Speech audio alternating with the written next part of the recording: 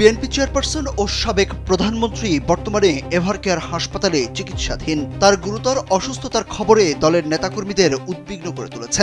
এ অবস্থায় খালেদা জিয়ার শারীরিক অবস্থা বিবেচনায় দ্রুতই দেশে ফিরতে পারেন তারেক রহমান। দলীয় সূত্রগুলো থেকে এই আভাস পাওয়া গেছে, তবে ঠিক কখন তিনি ফিরবেন তা নিশ্চিত করে জানা যায়নি।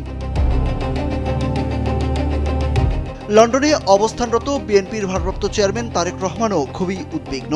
তিনি ও তার স্ত্রী ডাক্তার জুবাইদা রহমান সার্বক্ষণিক মায়ের শারীরিক অবস্থার খোঁজখবর রাখছেন। জুবাইদা রহমান খালেদা জিয়ার চিকিৎসায় গঠিত মেডিকেল বোর্ডের একজন সদস্য। ছোট ছেলে প্রয়াত আরাফাত রহমান কোকোর স্ত্রী সৈয়দা শামিলা রহমান ও খালেদা জিয়ার ছোট ভাই শামীম ইস্কান্দারও হাসপাতালে আছেন। শুরু হচ্ছে দেশের সর্ববৃহৎ প্রযুক্তি মেলা সিটিআইটি মেগা ফেয়ার 2025। চলে আসুন 8 থেকে 13 ডিসেম্বর আইডিবি ভবন, ঢাকা। শুক্রবার রাতে অসুস্থ খালেদা জিয়াকে দেখতে হাসপাতালে যান মির্জা ফখরুল ইসলাম আলমগীর। এ সময় বিএনপির বিভিন্ন পর্যায়ের নেতারা সেখানে ভিড় জমান। এই পরিস্থিতিতে তারেক রহমান শীঘ্রই দেশে ফিরবেন বলে জানা গেছে।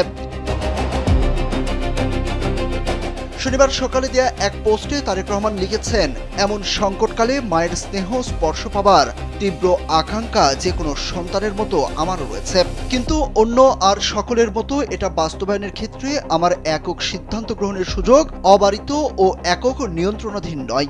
স্পর্শকাতর এই বিষয়টি বিস্তারিত বর্ণনার অবকাশও সীমিত।